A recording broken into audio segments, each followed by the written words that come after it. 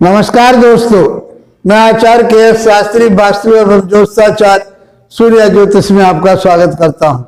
मित्रों, बहुत आसान तरीके से हमारी फलित ज्योतिष सिद्धांत चल रहा है। उस सिद्धांत में हमने कर्क लगन तक की बात की और कर्क लगन में सूर्य से लेकर के शनि तक की हमने बहुत आसान तरीके से उसके फलित के बारे में बताया।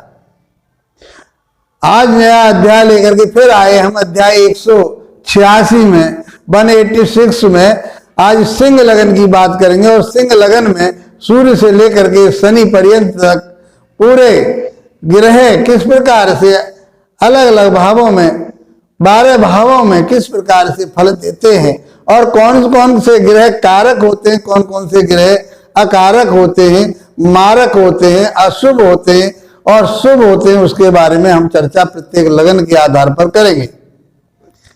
मित्रों, आज हम सिंह लगन की बात करते हैं और सिंह लगन में सूर्य की बात करते हैं। तो लगन में सूर्य की ही राशि है, सिंह राशि है, ये अग्नि तत्व की राशि है, क्रूर राशि मानी गई है। और यदि इसका स्वामी स्वयं लगने से यदि लगन में ही बैठ जाए सूर्य, तो वो किस प्रकार के फल देगा। सूर्य लगन से लेकर के 12 भाव में किस किस से बैठेगा और किस प्रकार के फल देगा, आज बहुत आसान तरीके से उसकी चर्चा करते हैं। मित्रों, आप समझिए, ज्योतिष सीखिए और मैं आपको ज्योतिष सिखाना चाहता हूं। बहुत आसान तरीके से मैंने ज्योतिष को लिया है और मैं आप तक पहुंचाना चाह रहा हूं। मैं समझता हूं कि शायद आप इसका लाभ उठा पा रहे होंगे, क्योंकि कुछ लोगों के लोग फोन हमारे पास आते हैं, व्हाट्सएप पर बात करते हैं कि आप बहुत आसान तरीके से ज्योतिष को बता रहे हैं और हमें सिखा रहे हैं, हमें बहुत लाभ प्राप्त हो रहा है। सिंह लगन की कुंडली में कौन कौन से ग्रह शुभ होते हैं, कौन कौन से अशुभ होते हैं, कौन कौन से मारक होते हैं, कौन कौन से योग कारक होते हैं, उसकी चर्चा हम यहां कर लेते हैं, जबकि इसको हम बेसिक में बता चुके हैं। यदि अच्छे ज्योतिषी बनना चाहते हैं तो आप पहली वीडियो से लेकर के 100 वीडियो तक आपने यदि उनको देख लिया और उनका मनन कर लिया, उसको समझ लिया, तो अच्छे ज्योतिषी बन पाएंगे। तो इस सिंह लगन की कुंडली में एक तो सूर्य लगन का मालिक है, तो सूर्य तो सदैव लगने से सदैव शुभ फल देता है, तो शुभ हो गया, ये योग कारक भी माना जाएगा। इसमें गुरु त्रिकोण का और अष्टम भाव का स्वामी है, तो इसको शुभ ही माना जाएगा क्योंकि ये त्रिकोण का स्वामी है। और इसमें मंगल योग कारक ग्रह माना जाता है। सिंह लगन की कुंडली में और कर्क लगन की कुंडली में मंगल को योग कारक माना जाता है, क्योंकि वह केंद्र का स्वामी होता है और त्रिकोण का स्वामी होता है। इस बात को आपको समझना होगा। अब इसमें यदि हम अशुभ की बात करें तो बुध और शुक्र इसमें अशुभ है। बुध दूसरे घर का मालिक है, शास्त्र के नियम के अनुसार बुध जो है 11वें भाव का भी स्वामी है, लाभ भाव का स्वामी है और यहां पर धन भाव का भी स्वामी है। तो 3, 6, 11 के स्वामी को अशुभ बताया गया, इसलिए इसको अशुभता में लिया गया। लेकिन बुध शुभ ग्रह है और वह शुभ भावों का, या ये कहेंगे लाभ भाव और धन भाव का स्वामी है, तो वहां से ज्यादा बुरे प्रभाव नहीं देगा। बुध के बारे में हम आपको बता चुके हैं कि बुध किस प्रकार से शुभ होता है और किस प्रकार से अशुभ होता है। शुक्र की बात करें, शुक्र तीसरे भाव का स्वामी है और 10वें भाव का स्वामी है। तो इस हिसाब से शुक्र को भी, और शुक्र नैसर्गिक रूप से शुभ ग्रह है, यहां उसको अशुभ ही बताया गया है, लेकिन उसके नैसर्गिकता के आधार पर और मित्र राशि में शत्रु राशि, उस आधार पर इसके हम फलित को लेकर के चलेंगे। यदि हम चंद्रमा की बात करें तो चंद्रमा 12वें भाव का स्वामी है। दूसरे और 12वें भाव के स्वामी को शम ही माना जाता है। शास्त्र के नियम के अनुसार उसकी दूसरी राशि जहां होती है ग्रह की, उसके आधार पर वो फल देता है। लेकिन चंद्रमा की दूसरी राशि नहीं होती, चंद्रमा की केवल एक राशि होती है सूर्य की। सूर्य की भी एक ही राशि होती है, इसलिए चंद्रमा 12वें भाव का स्वामी रहेगा और ये सम प्रभाव देगा, ना ये ज्यादा अशुभ प्रभाव देगा और ना ये शुभ प्रभाव देगा। मित्रों, यदि हम मारक भाव की बात करें तो 7वें घर का स्वामी शनि है, तो शनि यहाँ पर मारक माना गया है। बुध को भी यहाँ पर मारक माना जाएगा,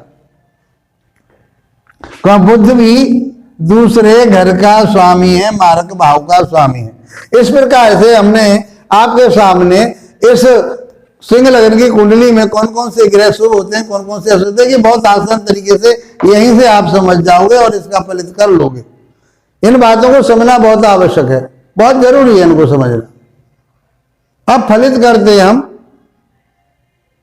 फलित करने में क्या देखते हैं, नैसर्गिक कैसा है वो ग्रह, सौम्य है या क्रूर है, लग्नानुसार वो कैसा है, लग्नानुसार तात्कालिक स्थिति को कहा गया है, इसका दूसरा नाम तात्कालिक स्थिति है। लेकिन हम क्या कहते हैं, लगन के अनुसार वो ग्रह कैसे हैं, शुभ है अशुभ है, ये तात्कालिक स्थिति है उसकी।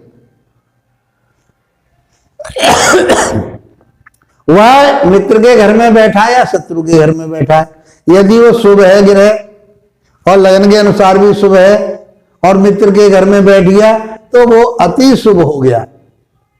यदि वो अशुभ ग्रह है, लग्नानुसार अशुभ शुभ ग्रह है और वह मित्र के घर में बैठा है तो भी वो शुभ ही फल देगा।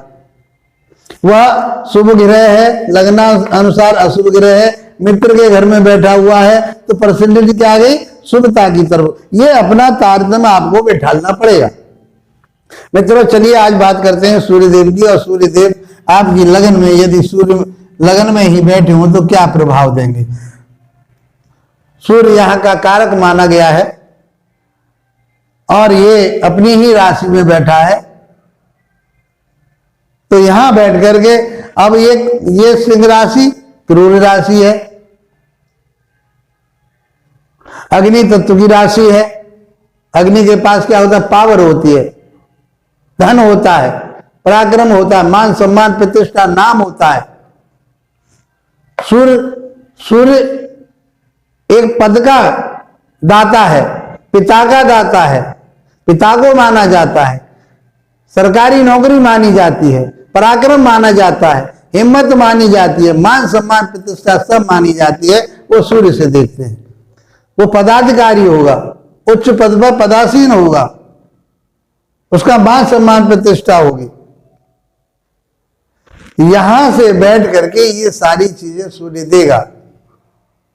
और नियम जो सिद्धांत में बताए थे कि लगने से सदैव शुभ फल देता है, तो लगने से है ये, लगन का स्वामी है, लगन जमाईस, लगन का स्वामी है सूर्य, तो ये सारी चीजें देगा।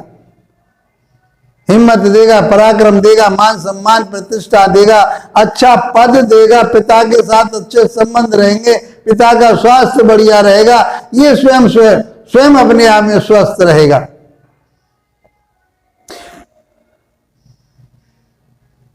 इस प्रकार से हम कह सकते हैं कि सूर्य का प्रभाव लगन में बैठ करके पॉजिटिव रिजल्ट देगा, अच्छा रिजल्ट देगा, आपको मानी सम्मानी बनाएगा।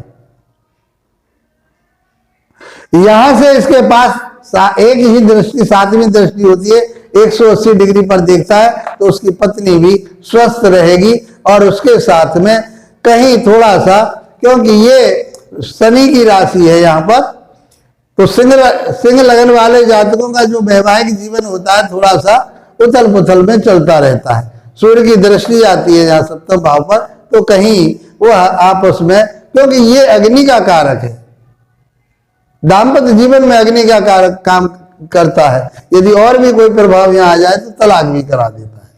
मित्रों, यहां से यदि बात करें, सूर्य आपके 2nd भाव में बैठा हो, धन भाव में बैठा हो, पराक्रम भाव में बैठा हो, तो लगनेश का दूसरे भाव में और समग्रह बुध के घर में जाना कोई बुरा प्रभाव नहीं देगा। अपने परिवार को बहुत ऊंचाइयों पर ले जाएगा और अपने धन को खूब इकट्ठा करेगा।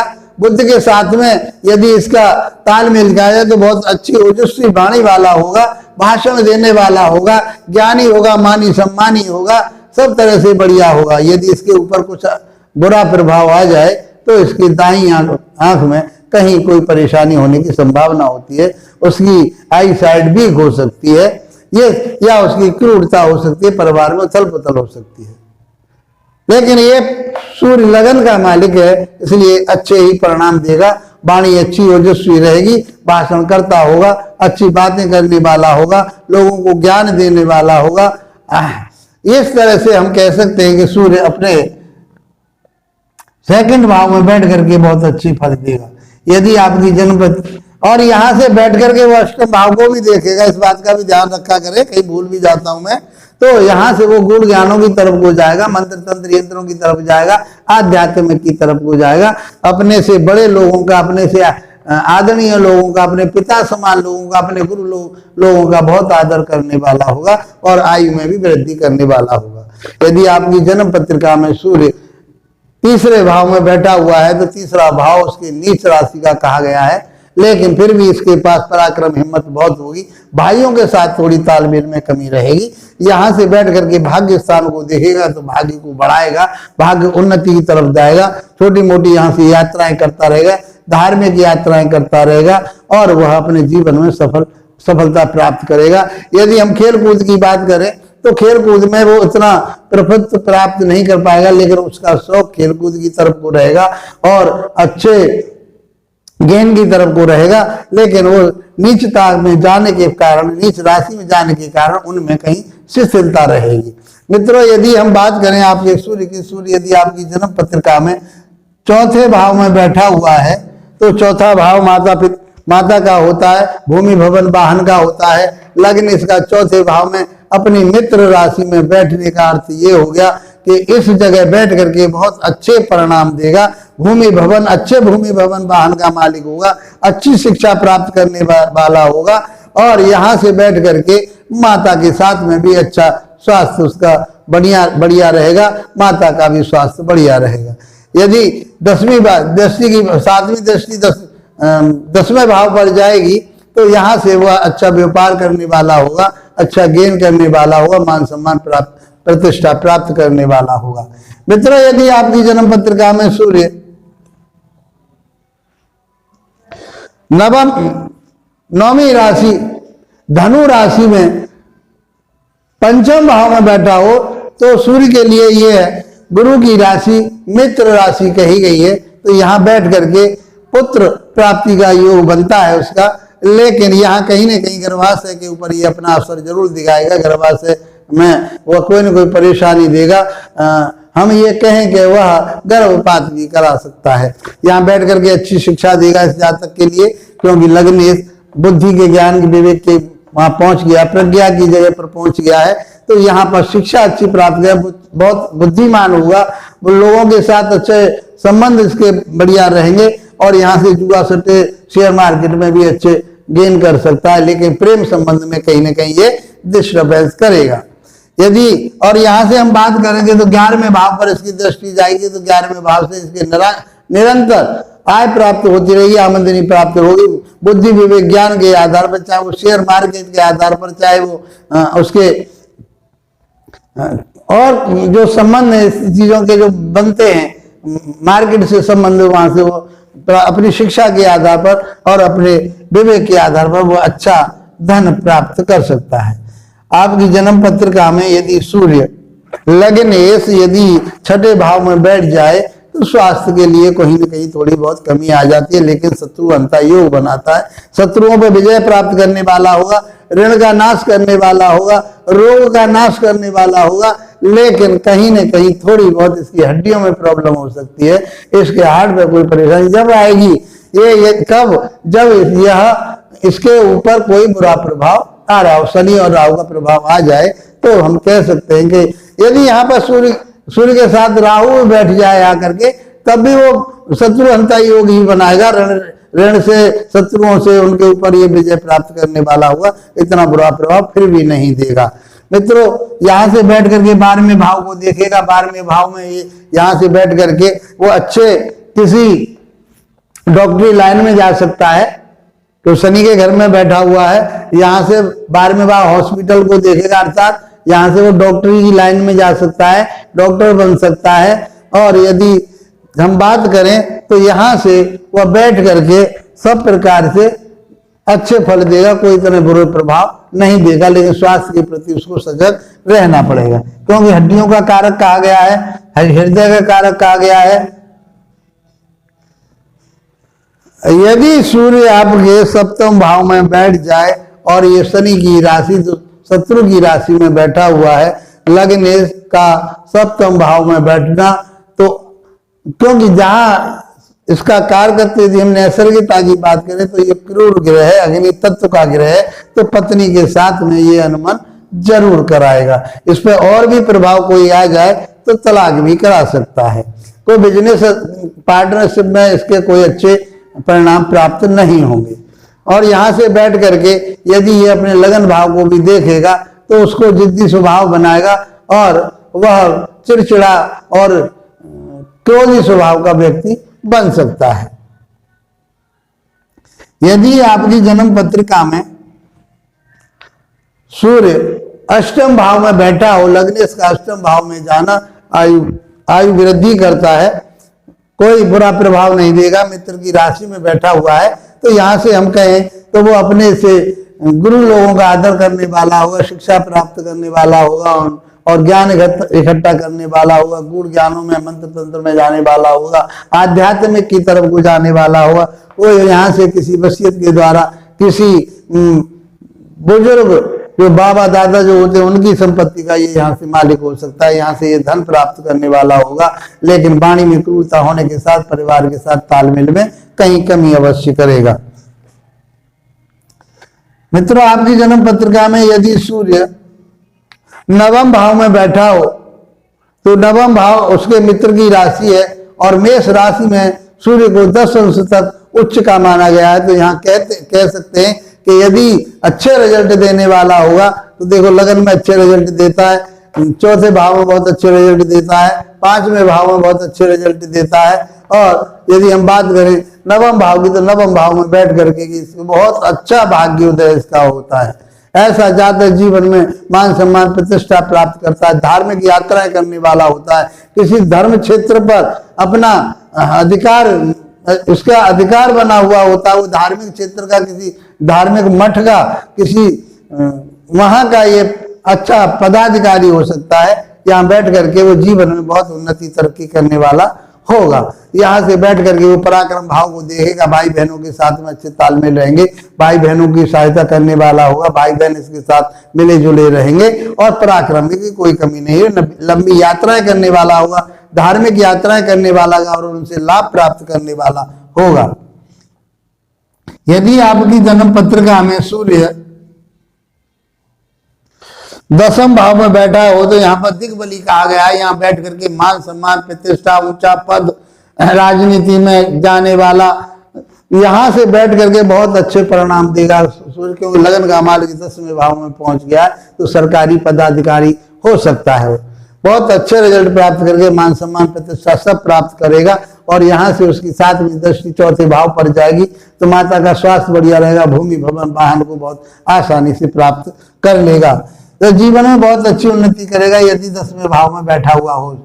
यदि आपकी जन्म पत्रिका में सूर्य 11वें भाव में बैठा हुआ है तो वह बुध की राशि में बैठा हुआ, बुध का भी इसके साथ सानिध्य मिल जाए तो बुध आदित्य योग बना देगा और यहाँ से बहुत अच्छे लाभ प्राप्त करेगा। लग्न इसका लाभ भाव में जाना, सभी प्रकार से लाभ, व्यापार से लाभ, उन्नति पदाधिकारी होकर के कहीं इसको जीवन में लाभ ही लाभ प्राप्त होंगे। और यहाँ से बैठ करके संतान भाव को, बुद्धि विज्ञान के भाव को देखेगा, अच्छी शिक्षा के भाव को देखेगा, गर्भाशय के ऊपर कुछ अपना असर दिखा सकता है, गर्भपात करा सकता है, लेकिन यहाँ से बुद्धि विज्ञान के आधार पर जीवन में खूब लाभ प्राप्त करे। लाभ का अर्थ केवल मात्र धन से ही नहीं होता, लाभ का अर्थ जीवन में बहुत सारी चीजें जो मान सम्मान पता है ये सब लाभ ही होते हैं, उसकी उन्नति ये लाभ ही होती है। वो मानी सम्मानी होता है ये उसका लाभ ही होता है, वो पैसे वाला धनी होता है वो भी उसका लाभ होता है। तो लाभ में केवल मात्र हम पैसे को संबंधित से बात नहीं करते। इस प्रकार से देखा कि सूर्य 11वें भाव में बैठ करके बहुत अच्छे रिजल्ट देता है। अब आपकी जन्म पत्रिका में सूर्य यदि 12वें भाव में बैठ गया हो, अपने से 12वें भाव में चला गया, लग्न इसका 12वें भाव में जाना स्वास्थ्य के प्रति कोई चिंता का विषय बन जाता है, लेकिन वह कोई डॉक्टरी लाइन का सर्जन या वो मेडिसिन लाइन का डॉक्टर बन सकता है, लेकिन यहाँ उसके स्वास्थ्य के प्रति चिंता का विषय बनेगा कि उसे अपने स्वास्थ्य का ध्यान रखना चाहिए, क्योंकि यहाँ से बैठ करके वह बाईं आंख के लिए भी चंद्रमा की राशि में बैठा हुआ है, बाईं आंख के लिए भी वो कष्टकारी रहेगा और अपने लिए भी वो कष्टकारी रहेगा।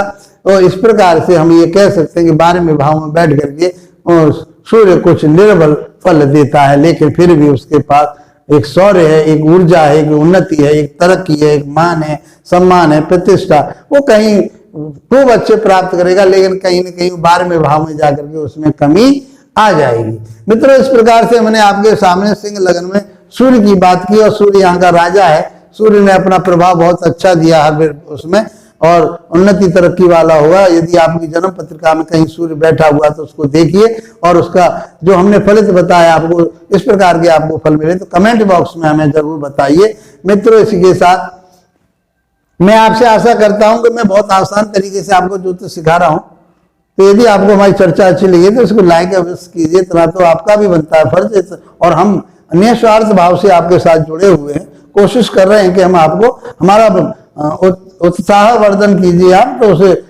देख करके लोग हमें फोन तो कर देते हैं, हमें व्हाट्सएप पे मैसेज तो देते हैं और हमें वो भी बहुत अच्छा लगता है उनका कहना। बहुत दूर दूर से हमारे पास फोन आते हैं आप लोगों के, हमें बहुत अच्छा लगता है, आप बधाई के पात्र हैं। यदि इसको लाइक और शेयर कमेंट अवश्य किया करें, उससे हमें पता पड़ती है कि हमारे कहीं कोई कमी रहेगी तो उसको और निखारने की कोशिश करें, आप तक पहुंचाने की कोशिश करें। इसी के साथ आप लोगों का धन्यवाद, नमस्कार।